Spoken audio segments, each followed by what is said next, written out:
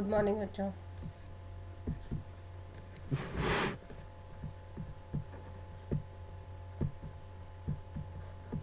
कल हमने वाउकेरिया का वेजिटेटिव स्ट्रक्चर पढ़ा था।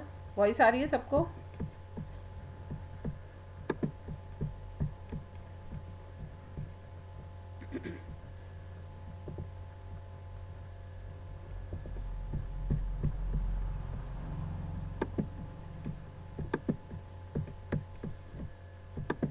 वेजिटेटिव स्ट्रक्चर में हमने देखा था कि ये साइफिनस मल्टी न्यूक्लिएटेड थैलस होता है, जो कि अभी तक आपने और किसी एल्गी के अंदर नहीं पढ़ा है। तो उसको मैंने बताया था आपको कि इसकी सिस्टमेटिक पोजीशन के हिसाब से भी हम इसको थोड़ा सा अलग देखते हैं कि इसमें दो ग्रुप्स के कैरेक्टर्स हैं, दो क्लासेस में हम इसको रख सकते हैं। और इसको हमने इंटरमीडिएट एक तरह से माना है कि इसको क्लोरोफाइसी में रखा जाए या जेंथोफाइसी में। और अल्टीमेटली हमने डिसाइड किया कि इसे हम जेंथोफाइसी के अंदर पढ़ेंगे।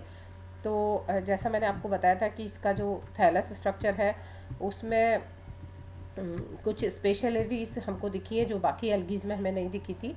एक तो इसका जो स्ट्रक्चर है ये ट्यूबुलस साइफिनस स्ट्रक्चर है, जिसमें न्यूक्लियस जो है वो फ्री फ्लोट कर रहे हैं और सेप्टास नहीं बन रहे हैं, यानी पट का फॉर्मेशन नहीं हो रहा है। केंद्रक जो है ऐसे ही मुक्त अवस्था में पूरे साइटोप्लाज्म में ट्रेवल कर रहे हैं। और जैसा हमने बताया था कि इसमें किसी तरह के सेप्टास नहीं बनते, लेकिन कुछ कंडीशंस के अंदर जब इनमें रिप्रोडक्टिव ऑर्गन्स का फॉर्मेशन हो रहा है या जू स्पोर्स का फॉर्मेशन हो रहा है, उस समय इनमें सेप्टास का फॉर्मेशन होता है। या फिर ये ब्रेक होते हैं तब इनमें फिर प्रोटेक्शन के लिए सेप्टास जो है या पट जो है वो बनते हैं। तो ये हमने डिस्कस कर लिया था। इसकी सिस्टमेटिक पोजीशन को लेके जो कन्फ्यूजन्स थे वो भी हमने डिस्कस कर लिए थे कि कौन कौन से इसमें पिगमेंट्स होते हैं और जिसके कारण कि हमने इसको क्लोरोफाइसी या जेंथोफाइसी में रखना चाहिए। और जैसा इसका हमने इंटरनल स्ट्रक्चर देखा था, तो इंटरनल स्ट्रक्चर में हमको दिखाई दिया था कि ये जो है इसमें एक सेंट्रल वैक्यूल होता है और ये वैक्यूल के अंदर हमको काफ़ी सारे कंपोनेंट्स दिखाई दिए थे, जो कि कंपोनेंट्स के अंदर हमको क्रिस्टल्स दिख रहे थे, कुछ क्रोमेटोफोर्स के बचे हुए पार्ट्स दिख रहे थे और बाकी जो है कई सारे और मटेरियल हैं जो कि इसके अंदर प्रेजेंट थे। बाकी का जो पोर्शन था दैट इज़ कि साइटोप्लाज्मिक जो कंटेंट था यानी प्रोटोप्लाज्मिक कंटेंट जो था उसके अंदर अगर हम देखें तो उसके अंदर हमको बहुत सारे न्यूक्लियस दिख रहे थे और वो न्यूक्लियस जो है उनकी पोजीशन इस रिक्तिका या वैक्यूल के आसपास ही थी। और क्रोमेटोफोर्स जो थे जो कि पिगमेंट कंटेनिंग होते हैं वो पेरिफेरी की तरफ थे या परिधि की तरफ प्रेजेंट थे। तो इस तरह से हमने एक चीज़ तो ये देखी थी। दूसरी चीज़ देखी थी कि जब भी इसके एपिकल टिप की बात करते हैं हम, तो उस रीजन में यहाँ पर वैक्यूल्स नहीं होते हैं। वैक्यूल्स जो है पूरी तरह से एब्सेंट होते हैं और वैक्यूल केवल उससे पहले, मतलब बिल्कुल एपिकल टिप आए उससे पहले टर्मिनेट हो जाता है यानी रुक जाता है। यहाँ पे इस रीजन के अंदर आपको वैक्यूल्स नहीं मिलेंगे। तो ये इसको मैंने आपको कहा था कि ये आगे आपको समझ में आएगा। इसमें जब रिप्रोडक्टिव स्ट्रक्चर्स बनते हैं तो उस समय हमको ये समझ में आता है कि इसकी क्या इंपॉर्टेंस है। ठीक है। जो वेसाइकल्स हैं, वेसाइकल्स मतलब छोटी छोटी रिक्तिकाएँ हैं, लेकिन जो एक केंद्रीय साइफिनस जो वैक्यूल है जो सेंट्रली प्रेजेंट है वो यहाँ पर एब्सेंट होती है। तो ये स्ट्रक्चर जो है बिल्कुल सिंपल टाइप का स्ट्रक्चर था जो हमने डिस्कस किया था। और अब हम इसके रिप्रोडक्टिव स्ट्रक्चर्स के बारे में बात कर रहे हैं। देखिए रिप्रोडक्शन जो है इसमें वाकोरिया के अंदर वेजिटेटिव रिप्रोडक्शन, एसेक्सुअल रिप्रोडक्शन और सेक्सुअल रिप्रोडक्शन, तीनों टाइप के रिप्रोडक्शन यहाँ पर मिलते हैं हमको देखने को। जिसमें से वेजिटेटिव रिप्रोडक्शन जो है वो वेरी सिंपल टाइप जो कि हम हर बार पढ़ते हैं हर एल्गी में, जिसमें भी ट्राइको लाइक एल्गीज होती है जिनमें भी फिलामेंट्स होते हैं, वहाँ पर जो है टूट फूट होती रहती है वाटर करंट्स के द्वारा, पानी के जो बहाव है उसके द्वारा या कोई और मैकेनिकल इंजरीज़ के द्वारा ये जो फिलामेंट्स हैं ये टूटते रहते हैं, ब्रेक होते रहते हैं। और ब्रेक होते हैं तब जो पेरेंटल जो फिलामेंट है उसमें सेप्टा बन जाते हैं और जो बाकी का फिलामेंट जो है वो मदर प्लांट से अलग होकर एक नया प्लांट डेवलप कर लेता है। तो इस तरह से हमने बहुत सारी तरीके के ये फ्रेगमेंटेशन के टाइप्स पढ़ चुके हैं, हम उसको डिटेल में नहीं पढ़वा रहे हैं। Next we come to asexual reproduction. जैसे मैं हर टॉपिक में आपको बताती हूँ कि ये इसमें इम्पॉर्टेंट है। तो वैसे ही अगर वाउकेरिया की हम बात करें तो वाउकेरिया के अंदर हमको ये जो जू स्पोर्स का फॉर्मेशन यानी एसेक्सुअल रिप्रोडक्शन जो है वो एक इम्पॉर्टेंट टॉपिक की फॉर्म में आता है। इस पर क्वेश्चन इसलिए बनता है क्योंकि इसकी कुछ स्पेशल बातें हैं।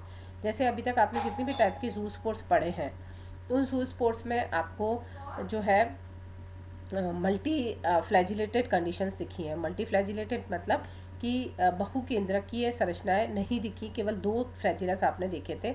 और यहाँ पे जो जू स्पोर्स बन रहे हैं वो एक तो कंपाउंड टाइप के हैं। कंपाउंड मतलब कि बहुत सारा जो टाइप के जो जू स्पोर्स है। शो हु दिखा लो। तो ये जू स्पोर्स जो है ये बेटा कंबाइंड जू स्पोर्स कहा जा सकता है, इनको कंपाउंड जू स्पोर्स कहा जा सकता है, क्योंकि कंपाउंड और कंबाइंड का समझ गए मतलब आप कि ऐसा लगता है जैसे जू स्पोर्स जनरली कैसे होते थे, छोटे साइज़ के होते थे, एक एक केंद्रक होता था, थोड़ा थोड़ा सा प्रोटोप्लास्ट होता था, हर एक जू स्पोर के ऊपर दो फ्लैजिला होते थे। लेकिन यहाँ पर इनका डिफ्रेंशिएशन नहीं होता, टूटते नहीं है ये, टूट के ब्रेक नहीं करते हैं, छोटे छोटे पीसेस में नहीं बढ़ते हैं, बल्कि एक साथ संयुक्त रूप से रहते हैं। जैसे आप ये देखो, ये पूरा का पूरा जू स्पोर ऐसा दिख रहा है हमको जैसे हमने वॉल्वॉक्स की कॉलोनी देखी थी, है ना। वॉल्वॉक्स की कॉलोनी में हमको दो फ्लैजिलस दिख रहे थे सब बाहर लगे हुए। ऐसे ही यहाँ पर भी क्या हो रहा है, फ्लैजिलस बाहर की तरफ निकले हुए दिखाई दे रहे हैं। तो ये जो कंडीशन है इसमें जू स्पोर्स का कंबाइंड फॉर्म जो है उसको हम कहते हैं सिनजूस्पोर। और ये इसका इम्पॉर्टेंट कैरेक्टर होता है और इसी पर क्वेश्चन पूछा जाता है, क्योंकि इसके अलावा और किसी एल्गी के अंदर हमको सिनजूस्पोर कंडीशन नहीं दिखती है। समझ गए आप? तो ये जो है इसको इम्पॉर्टेंट बना देता है। और इसमें देखिए होता क्या है, जैसा अभी आपने डायग्राम में भी देखा, डायग्राम से ही समझाती हूँ मैं पहले आपको। देखो क्या हुआ है, जो थैलस है उसका टर्मिनल एपेक्स, जिसको मैंने कहा था जहाँ पर वैक्यूल नहीं बनी है, ऊपर तक नहीं आई है वैक्यूल, वो वाला जो रीजन है उस पर साइटोप्लाज्म इकट्ठा हो गया। और साइटोप्लाज्म इकट्ठी, इसमें बहुत सारा न्यूक्लियस है, बहुत सारे न्यूक्लियस है और बहुत सारा क्रोमेटोफोर है, साइटोप्लाज्म है, सब इकट्ठा हो गया। एक तरफ इकट्ठा होकर ऊपर की तरफ ये मूव करना शुरू कर दिया। इसके नीचे वाला जो बाकी का जो ट्राइकोम है, बाकी जो फिलामेंट है, उससे इसका कनेक्शन ब्रेक हो गया यहाँ से। ठीक है, ये ब्रेकिंग ये शो कर रहा है कि यहाँ पे सेप्टा बनेगा, तो ये सेप्टा का फॉर्मेशन हो गया। ठीक है, सेप्टा बन के ऊपर वाला पोर्शन जो है वो इसका अलग हो गया बिल्कुल, और नीचे वाला अलग हो गया है। अब देखो क्या हुआ, जैसे ये सेप्टा बन गया, ये जो इसका साइटोप्लाज्म है ना, इसमें होगा मेटामॉर्फोसिस। मेटामॉर्फोसिस का मतलब है कायांतरण। ये अपनी वॉल्स को छोड़ देगा। वॉल्स को छोड़ने के बाद इसमें अब जो आपको ये वाला डायग्राम दिखा था, याद है कल बच्चों, ये वाला डायग्राम मैंने बताया था आपको कि जब हम थैलस की टीएस सेक्शन काटते हैं तो हमको बीच में वैक्यूल दिखता है, फिर उसके बाद केंद्रक दिखते हैं हमको, न्यूक्लियस, और उसके बाद बाहर की तरफ पेरिफ्री यानी परिधि की तरफ हमको क्रोमेटोफोर्स दिखते हैं। अभी ये क्या होगा जैसे हम मेटामॉर्फोसिस की बात कर रहे हैं तो क्या क्या चेंजेस इसमें होंगे। मेटामॉर्फोसिस में यहाँ पर क्या होगा कि जो क्रोमेटोफोर्स थे वो तो अंदर की तरफ मूव करने लग जाएंगे, और जो न्यूक्लियस थे वो बाहर की तरफ मूव करने लग जाएंगे। एक सेकंड बच्चों, होल्ड करना। हाँ बोल। आपके स्टूडेंट्स हैं, पूछ रहे आप कब फ्री हो रही? मेरे स्टूडेंट्स हैं? हाँ। कौन है मेरे स्टूडेंट? पता नहीं, आप जाके देख लो। गेट खोल इधर से। इधर से कौन? एक सेकंड बच्चों, बोल, खोल इधर से।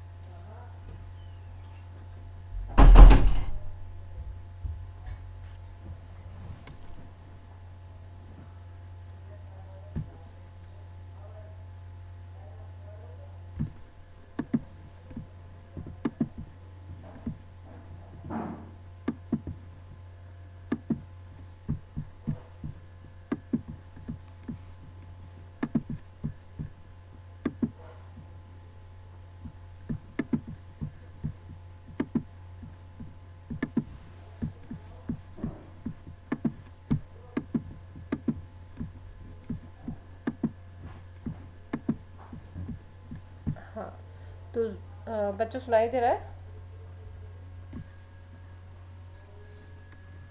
जू स्पोर्स जो है उनका फॉर्मेशन, जो मैंने बताया आपको, मेटामॉर्फोसिस के दौरान ये रिवर्जन हो जाता है, न्यूक्लियस बाहर की तरफ अरेंज हो जाते हैं, जैसे कि आपने वॉल्वॉक्स की कॉलोनीज में देखा था। और हर न्यूक्लियस अपने सामने दो फ्लैजिलास डेवलप करता है।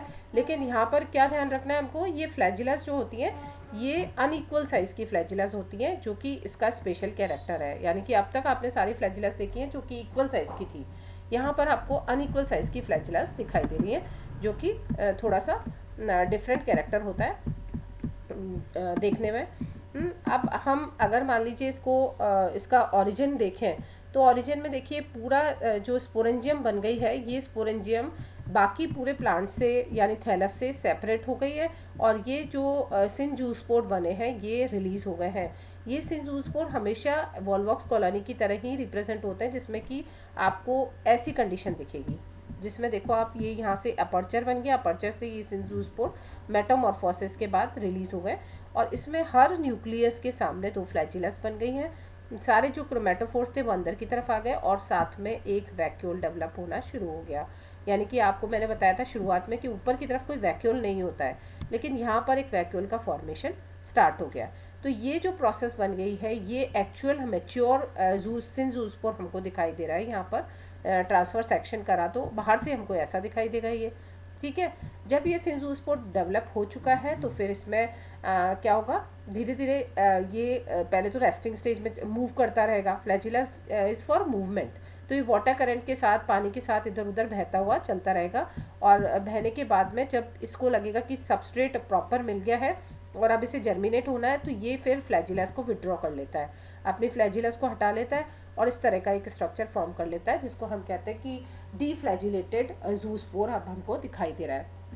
ये डीफ्लैजिलेटेड जूस्पोर जो है इसमें होती है जर्मिनेशन, और जर्मिनेशन के थ्रू आपको पता है जर्मिनेशन ट्यूब जैसे बनती है पोलन के अंदर, उसी तरह से ये जो है जूस्पोर एक जर्मिनेशन ट्यूब बनाता है। और ये ट्यूबुलर ग्रोथ सिर्फ मतलब ऐसे ही लंबाई बढ़ाती रहेगी और इसमें ब्रांचिंग हो जाएगी, लेकिन पट का निर्माण कभी भी नहीं होता है, यानी सेप्टस का फॉर्मेशन नहीं होगा।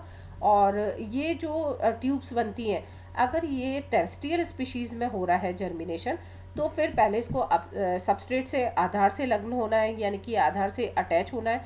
तो ये क्या करती है, पहले इस तरह की राइजोइड्स या होल्ड फास्ट बनाती है, ठीक है। और फिर उसके बाद उस तंतु में, उस फिलामेंट में वापस से ब्रांचिंग होगी और ब्रांचिंग के थ्रू और ज़्यादा जो इरेक्ट सिस्टम जो है वो डेवलप होता है पूरा का पूरा। तो आपने देखा कितनी स्टेप्स में पूरा प्रोसेस हुआ। देखिए पहले तो एक क्लब शेप या मुग्धाकार संरचना बनी, जो कि जो वॉकेरिया का जो फिलामेंट था उसके एपिकल टिप पर बनना शुरू हुई थी। और उसके बाद यहाँ पर जो है बहुत सारे न्यूक्लियस है, क्रोमेटोफोर्स है, बाकी सारे जो सेल ऑर्गेनलीज है, साइटोप्लाज्म, प्रोटोप्लास्ट है बहुत बड़ा अमाउंट में। और ये जो है सेपरेट आउट हो जाता है बाकी के फिलामेंट से सेप्टा के थ्रू।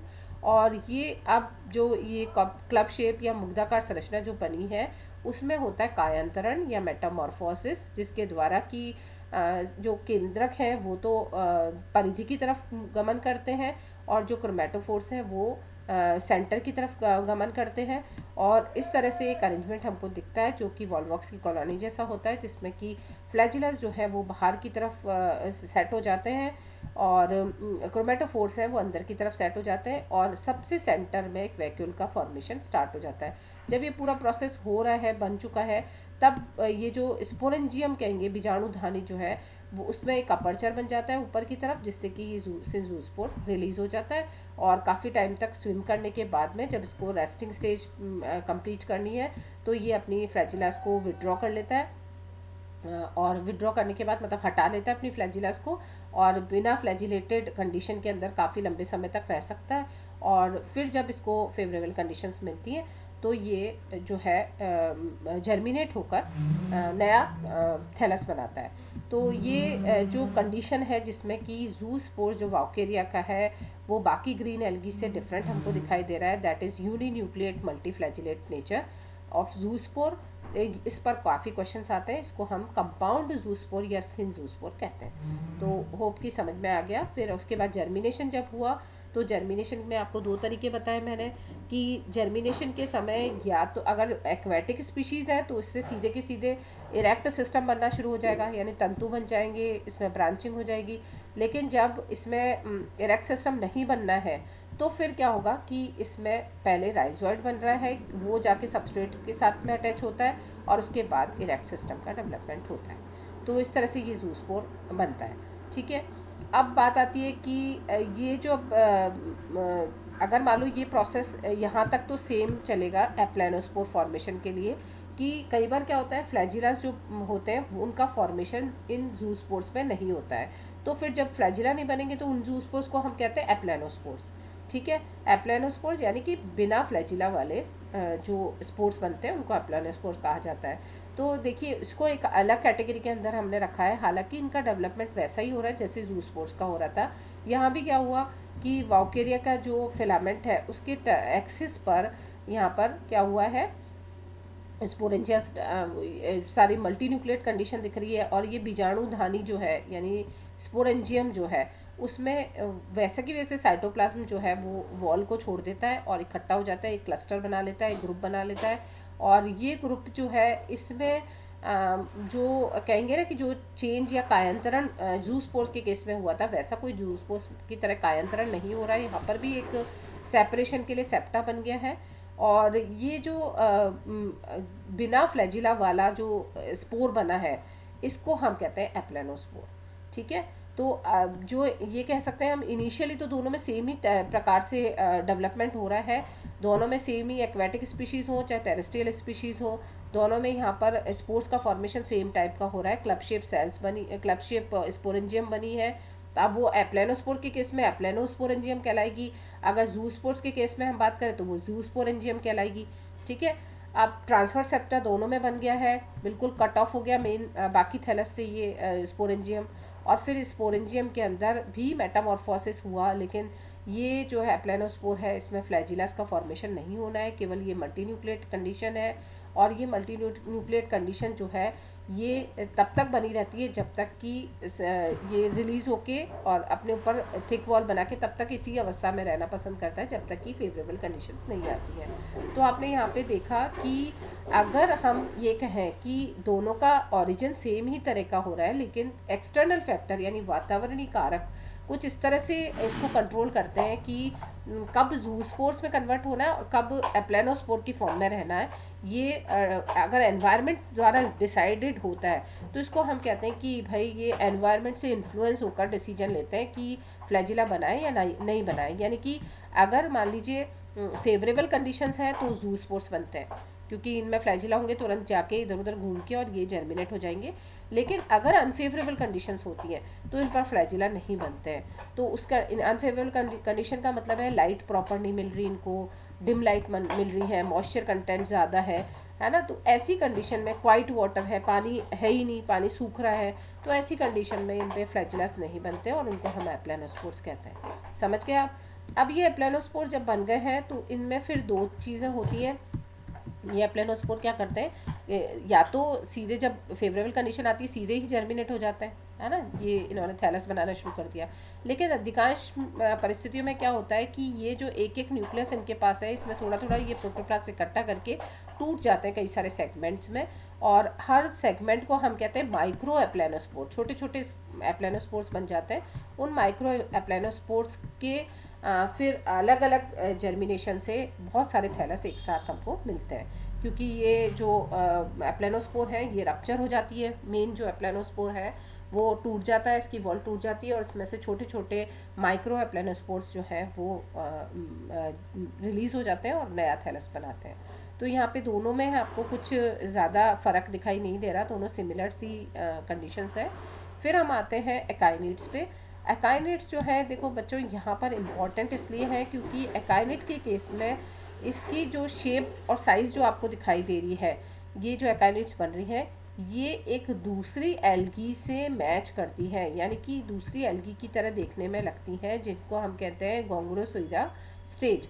ये एल्गी एक गोंग्रोसीरा एल्गी है जिससे इसका रिजेम्बलेंस होता है, यानी कि जब इसमें एकाइनिड्स बनती हैं तो ये उस एल्गी से रिजेंबल करते हुए दिखाई देते हैं, इसलिए हम इसको कॉन्ग्रेसीरा स्टेज कहते हैं। ठीक है क्या एक्चुअली ये एकाइनिड्स है। एकाइनिड्स के बारे में हम कई बार डिस्कस कर चुके हैं। ये चिरलग्नता, ये चिरकालिता का एक तरीका होता है जो कि लंबे समय तक अगर थैलस को इसी तरह से साइलेंट स्टेज में रहना है तो वो ये पेरिनेटिंग बॉडी या चिरकालिता की संरचना बनाती है। होता कुछ नहीं है इसमें कि इसमें जो वॉकेरिया का जो थैलस है उसमें साइटोप्लाज्म और कुछ न्यूक्लियस इकट्ठे हो जाते हैं और पैकेट्स बना लेते हैं। इस तरह के छोटे छोटे साइटोप्लाज्मिक पैकेट्स बन जाते हैं जिनके ऊपर जिलेटिनस वॉल बन जाती है मोटी। और ये मोटी वॉल जो है ये इसको डेसिकेशन या सूखे से बचाती है। तो इस तरह की वॉल्स के पैकेट्स बन गए हैं और ये पैकेट्स में पड़े पड़े ये ऐसा लगता है फिलामेंट में ये पैकेट्स जो है ना गोइनोसीरा स्टेज जैसे दिखाई देते हैं, एल्गी की तरह दिखाई देते हैं। अब ये देखिए क्या होगा कि जब तक कि अनफेवरेबल कंडीशन है ये इसी तरह से पैकेट या सिस्ट या हिप्नोस्पोर, तीनों नाम इसके लिए यूज़ किए जाते हैं, ये इस तरह से पड़े रहते हैं। जब जैसे ही फेवरेबल कंडीशन आई ये मेन प्लांट वॉल जो है वो रप्चर हो जाती है, टूट जाती है, ये रिलीज़ हो जाती है पैकेट्स। और ये पैकेट्स के अंदर जैसे ये रिलीज़ हो गई यहाँ पर पोर से, है ना, और ये जब रिलीज़ हो गया अंदर से एकाइनिड्स, ये एकाइनिड्स क्या करती हैं इमीडिएटली छोटे छोटे टुकड़ों में टूट जाती हैं। और ये जो पीसेस या टुकड़े इनके बनते हैं प्रोटोप्लाज्म विद थोड़े बहुत न्यूक्लियस उसके अंदर होते हैं, नंबर ऑफ न्यूक्लियस, इनको हम कहते हैं एमीबॉइड सिस्ट। अमीबा के आकार के पतली झिल्ली वाले, पतली भित्ती वाले ये जो है सिस्ट बन जाते हैं जिनके पास थोड़े मतलब नंबर ऑफ न्यूक्लियस होते हैं, कुछ जैसे कि 6-8 न्यूक्लियस होंगे और थोड़ा सा साइटोप्लाज्म होता है। और ये हर एमीबॉइड सिस्ट जो है एक नया प्लांट बनाने में सक्षम होती है। तो ये देखिए एकाइनिड्स के बारे में कि एक्वेटिक स्पीशीज़ के अंदर खासकर ये एकाइनिड्स का फॉर्मेशन होता है जबकि अनफेवरेबल कंडीशंस है, ताकि ये विपरीत या प्रतिकूल परिस्थितियों का सामना कर पाए। और ये जो मैंने आपको जैसे बताया कि प्रोटोप्लास्ट जो है पैकेट्स बना लेता है और ये मल्टी न्यूक्लिएटेड सेगमेंट्स जो है जिसके अंदर बहुत सारे केंद्रक हैं, इन सेगमेंट्स को हम एकाइनिड या हिप्नोस्पोर्स कहते हैं। और जब ये जर्मिनेट होते हैं फेवरेबल कंडीशन के अंदर तो ये जो है एमीबॉइड पैकेट्स बनाते हैं, एमीबॉइड सिस्ट बनाते हैं जो कि अलग अलग थैलस को प्रोड्यूस करती है। और इसकी इम्पोर्टेंस है बस इसकी जो रिजेम्बलेंस है वो गोंगो से गैंग्रोसिया सेरा स्टेज ऑफ एल्गी से मिलती हुई है, इसलिए इसको हम इम्पॉर्टेंट मानते हैं। तो एसेक्सुअल रिप्रोडक्शन के तीनों टाइप्स इसमें इंपॉर्टेंट होते हैं। Now we come to sexual reproduction. Sexual reproduction जो है वॉकेरिया का वो ऊगेमस टाइप का होता है और बहुत ही सिंपल है बिल्कुल। इसमें कुछ भी स्पेसिफिक ऑर्गन्स का फॉर्मेशन यहाँ पे हमको नहीं दिख रहा है, कोई विशिष्ट प्रकार की संरचना नहीं बन रही है। सिंपल टाइप का रिप्रोडक्शन होता है। मोनोशियस जो हम स्पीशीज़ कहते हैं जिसमें कि हम एक ही थैलस के अंदर मेल और फीमेल रिप्रोडक्टिव ऑर्गन्स को डेवलप होते हुए देखते हैं, उसको हम होमोथैलिक मोनोशियस स्पीशीज़ कहते हैं। और इसके अगेंस्ट जो कुछ स्पीशीज़ ऐसी हैं जिनमें कि अलग अलग थैलस के अंदर मेल और फीमेल रिप्रोडक्टिव ऑर्गन्स डेवलप होते हैं, that is known as heterothallic और डायशियस स्पीशीज़। तो ये आपको कई बार मैं बता चुकी हूँ तो समझाने की इतनी ज़रूरत है नहीं।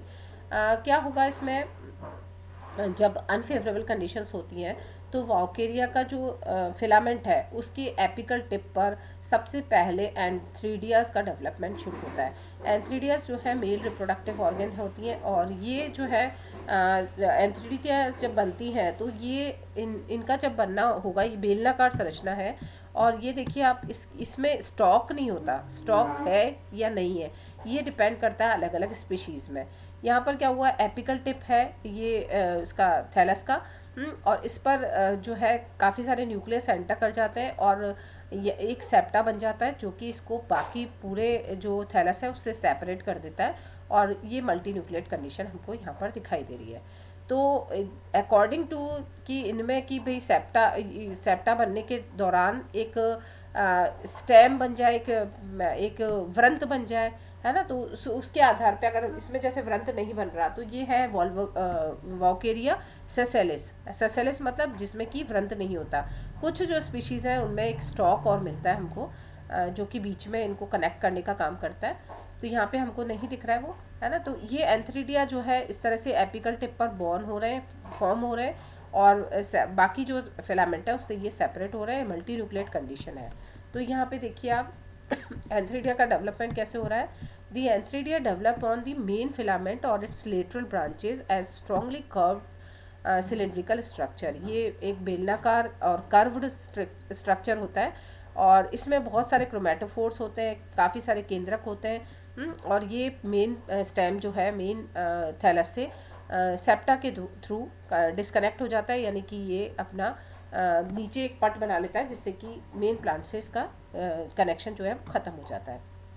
अब क्या हुआ, जब ये इस तरह का बेलनाकार मल्टी न्यूक्लिएट स्ट्रक्चर बन गया है तो इसमें जो हर केंद्रक जो है वो थोड़ा थोड़ा साइटोप्लाज्म अपने चारों तरफ इकट्ठा कर लेता है और ये कन्वर्ट हो जाता है मेटामॉर्फोसिस के थ्रू बहुत सारे एंथेरोजॉइड्स में। आपको पता है एंथेरोजॉइड्स जो है उनका काम है मूव करने का और इन पे फ्लैजिला होंगे, तो एक एक यूनी न्यूक्लिएट सेगमेंट्स जो है मेटामॉर्फोसिस होकर स्पिंडल शेप के बाई फ्लैजिलेट यानी दो फ्लैजिला वाले एंथेरोजॉइड्स बनाते हैं। ये देखिए यहाँ पर आपको दिख रहे हैं, ये बेलनाकार स्ट्रक्चर है, ये कर्व हो गया है जैसे जैसे मैच्योर होता है और इसमें आपको यह एंथेरोजॉइड्स दिखाई दे रहे हैं। तो बहुत सारे एंथेरोजॉइड्स यहाँ पर इसके एपिकल पोर्शन पे हमको दिखाई दे रहे हैं। अब देखिए सब में दो फ्लैजिलस है, लेकिन आपको स्पेशल बात क्या मैंने बताई थी, वॉकेरिया में जो फ्लैजिलस डेवलप होते हैं वो अनइवन साइज़ के होते हैं, अनइक्वल साइज़ के होते हैं। तो यहाँ पर भी जो दोनों फ्लैजिलस हैं वो डिसिमिलर लेंथ के हैं और खूब सारे एंथेरोजॉइड्स यहाँ पर बन गए। ठीक है, यहाँ पे एंथेरोजॉइड्स में ना तो कोई क्लोरोप्लास्ट बचा ना कोई आइसपॉट बचा, यानी कि इनमें केवल थोड़ा सा साइटोप्लाज्म है यानी प्रोटोप्लाज्म है और एक केंद्रक है। ठीक है, अब ये जो है एंथेरोजॉइड्स जब एपिकल टिप पर ये रप्चर होती है तो ये एंथेरोजॉइड्स रिलीज होते हैं। और इससे पहले आप ये देखिए उगोनियम का डेवलपमेंट।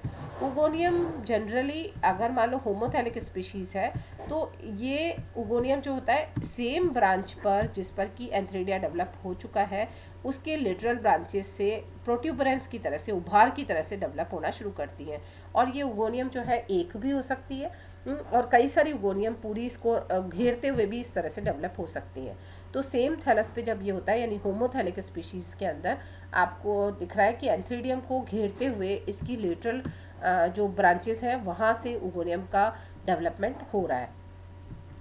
कुछ कुछ कंडीशंस के अंदर अलग दूसरे फिलामेंट से, जैसे एंथ्रीडियम इस फिलामेंट से बन रही है तो इसके आसपास के लेटरल फिलामेंट से भी उगोनियम का डेवलपमेंट हो रहा है। यहाँ पे सेम फिलामेंट से ही हो रहा है दोनों में। यहाँ देखिए ये उगोनियम एक प्रोट्यूबरेंस की तरह बनी और इसमें भी मल्टी न्यूक्लिएट कंडीशन है स्टार्टिंग में, है ना।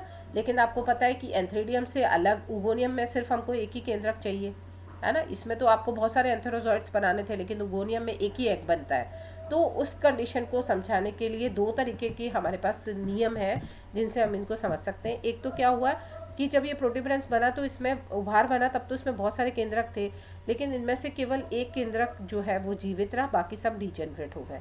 या फिर हम ये कह सकते हैं कि जैसे जैसे इसकी ग्रोथ हो रही थी, डेवलपमेंट हो रहा है, क्योंकि इसको साइज़ अपना बड़ा करना है, ओवल शेप लेना है, तो ये ग्रोथ में ग्रोथ और डेवलपमेंट के साथ साथ यहाँ पे नीचे भी सेप्टा बनना शुरू होता है, पट बनना शुरू होता है जो कि इसको उगोनियम को बाकी थैलस से अलग करेगा।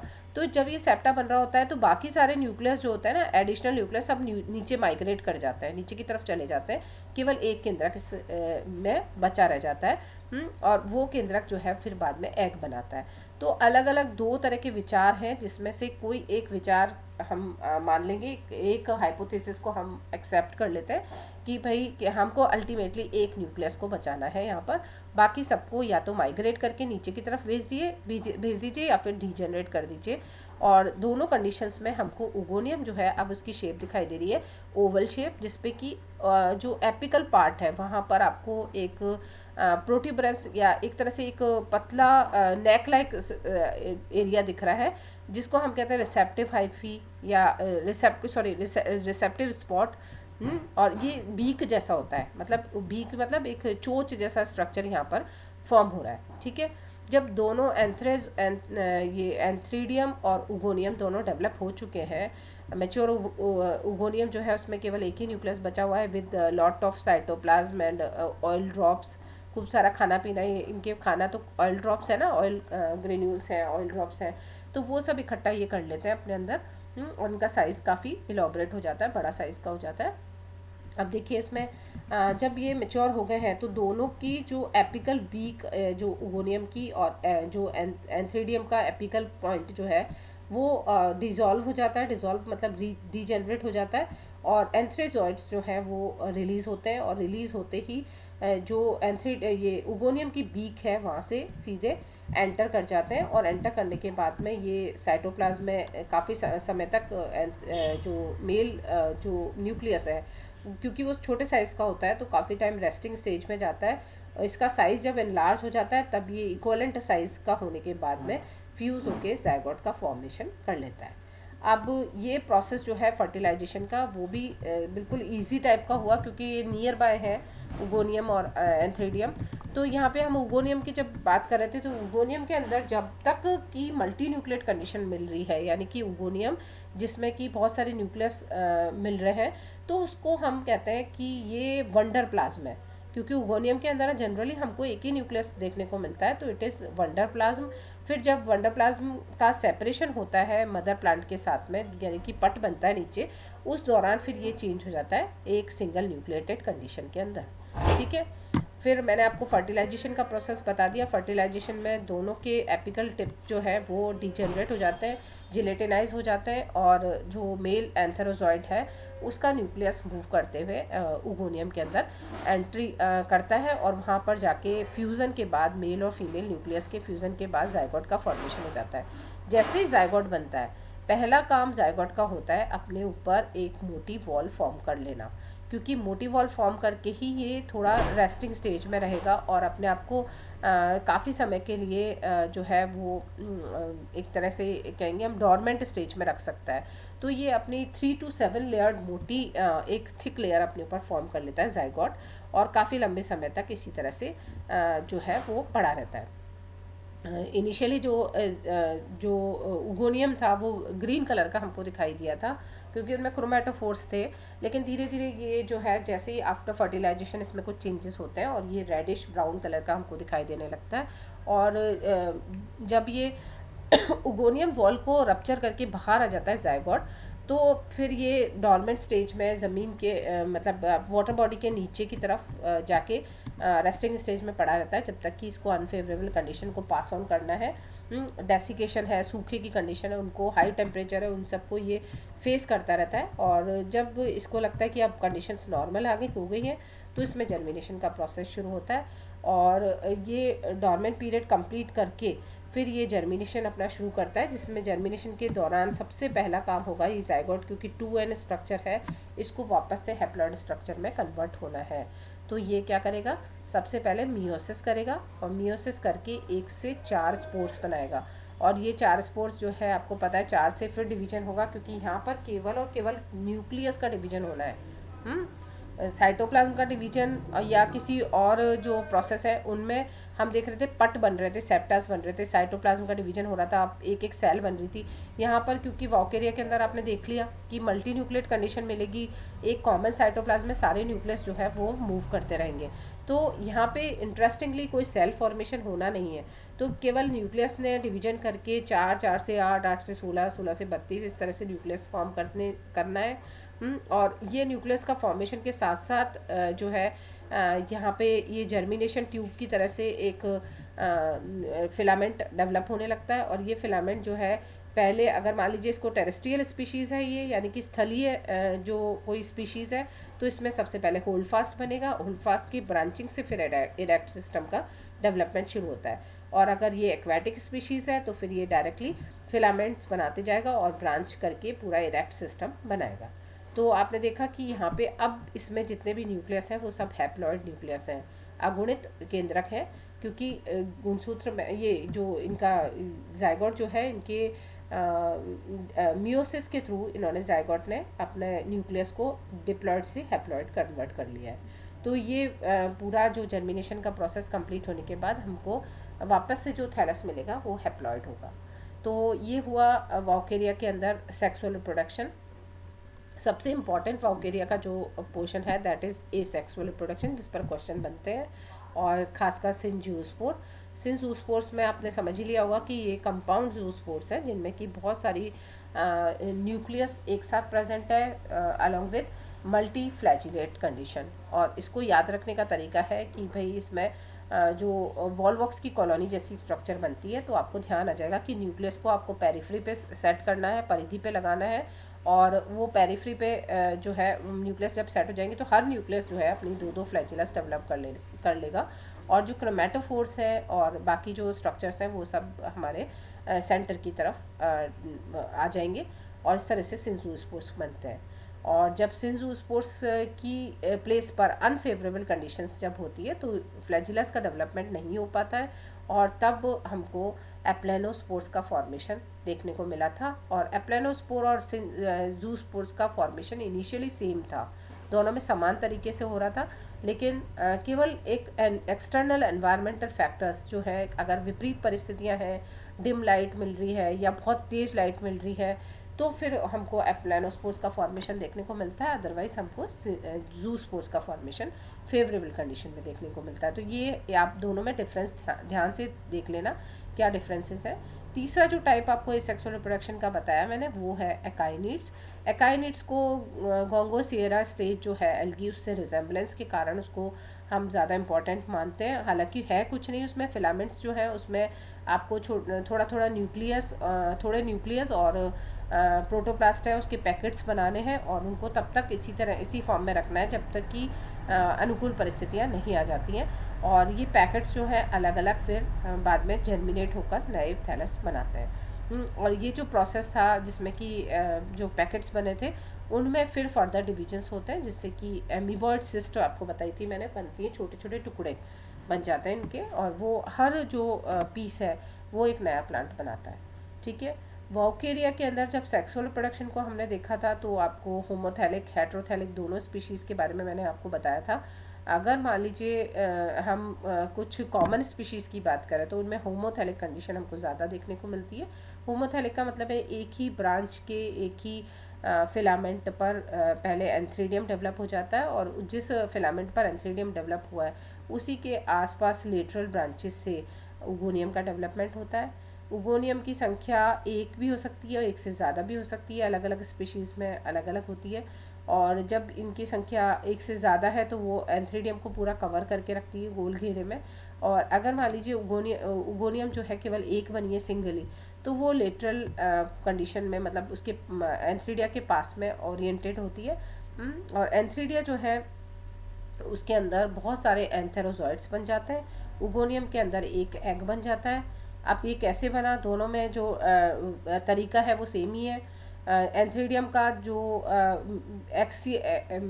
एक्सिस था, जिसको फिलामेंट का एक्सिस कह रहे थे हम, वहाँ पर अक्ष से इस तरह का एक बेलनाकार अतिवृद्धि निकलती है जो कि कर्व हो जाती है, बाद में सेप्टा बन जाता है पीछे की तरफ। न्यूक्लियस जो इसके पास में है वो मेटामॉर्फोसिस होके एंथेरोजॉइड्स बनाते हैं। और उगोनिया के केस में हमने देखा था प्रोट्यूबरेंस से ही शुरू होता है, और पहले इनिशियली ये न्यूक्लिएटेड होता है, यानी बहुकेंद्रकीय होता है। और इसको हमने तब नाम दिया था वंडर प्लाज्म, क्योंकि उगोनियम के अंदर मल्टी न्यूक्लिएटेड कंडीशन मिलना जो है वो आश्चर्य की बात थी, तो इसको वेंडर प्लाज्म नाम दिया हमने। और इस वेंडर प्लाज्म के से न्यूक्लियस जो है उनकी रिडक्शन होती गई, और रिडक्शन के बाद में एक न्यूक्लियस जो है वो केवल बच गया। और इसके दोनों जो इनके एपिकल टिप जो है एंथ्रीडिया और उगोनियम के एपिकल टिप्स जो है वो एपिकल बीक कहलाते हैं, और इनका डिजेनरेशन हो जाता है। डिजेनरेशन के से इनमें जो है जिलेटिनस सब्सटेंसेस बनते हैं, और ये जिलेटिनस सब्सटेंसेस जो है इनके फर्टिलाइजेशन के दौरान काफ़ी काम के होते हैं, क्योंकि एंथेरोजॉइड्स जो है ये इन जिलेटिनस सब्सटेंसेस में एंटेंगल होकर फंस के जो है वो एग के अंदर या उगोनियम के अंदर एंटर करता है, और वहाँ से एग न्यूक्लियस के साथ फ्यूज़न करके जाइगोट को फॉर्म करता है। जाइगोट पे आपको मैंने बता दिया वॉल्स फॉर्मेशन होती है। वॉल जो है थिक वॉल होती है 3 to 7 लेयर, और बाद में ये डेसिकेशन की कंडीशंस को पास ऑन करने के बाद में जर्मिनेशन करके नया वॉकेरिया थैलस बनाती है। तो ये हुआ आपका वॉकेरिया जो कंप्लीट हो चुका है। ये अल्टरनेशन ऑफ जनरेशन हमको दिखाई दे रहा है वॉकेरिया का, जो आपको समझ में आ गया होगा। टेक्सोनोमिक पोजीशन जो है वॉकेरिया की, ये हम कल डिस्कस कर चुके थे कि क्यों इसको ज़ेंथोफाइसी में रखना चाहिए और क्यों क्लोरोफाइसी में रखना चाहिए। तो ये मैं पॉइंट्स आपको पहले ही बता चुकी हूँ। तो इसको आप फिर भी आप एक बार रीड करना चाहें तो आप देख सकते हैं कि इसमें क्लोरोफाइसी से रिजेम्बलेंस वाले क्या क्या कैरेक्टर्स हैं। एब्सेंस ऑफ मैक्रोराइज्ड सेलुलेसिक सेल वॉल जो है इसकी डिफरेंट टाइप की है। क्लोरोफिल बी जो है एब्सेंट है ना। ऑयल ड्रॉप्स जो है वो रिजर्व फूड मटेरियल है। पायरिनोइड्स एब्सेंट है और फ्लैजिला की जो लेंथ है वो अलग अलग है। सिंजूस्पोर्स का फॉर्मेशन, ये चारों कैरेक्टर्स जो हैं ये क्लोरोफाइसी से मैच नहीं करते हैं, इसलिए हम इसको क्लोरोफाइसी में नहीं रख सकते। लेकिन क्लोरोफाइसी से मैच करने वाले कैरेक्टर्स को अगर हम देखें तो वो क्या क्या है, ये फिलामेंटस साइफेनस थैलस ऑर्गेनाइजेशन को शो कर रहे हैं जो क्लोरोफाइसी में पाया जाता है। एसेक्सुअल रिप्रोडक्शन जो है जूस्पोर्स के द्वारा हो रहा है और ऊगेमस टाइप का सेक्सुअल रिप्रोडक्शन हो रहा है। ये तीनों कैरेक्टर्स जो है ये क्लोरोफाइसी से मैच करते हुए हैं, इसलिए इसको हम जो है इसकी सिस्टमेटिक पोजीशन को थोड़ी डिस्प्यूटेड मानते हैं और ये क्वेश्चन भी पूछा जाता है। तो अगर आपको वॉकेरिया में पूरे डिस्कशन करें तो वॉकेरिया में जो क्वेश्चंस बनते हैं वो इसके सेक्सुअल रिप्रोडक्शन पे ज़्यादा बनते हैं, दूसरा इसकी टैक्सोनॉमिक पोजीशन पे। ठीक है, तो यहाँ तक किसी को कोई दिक्कत पूछिए आप।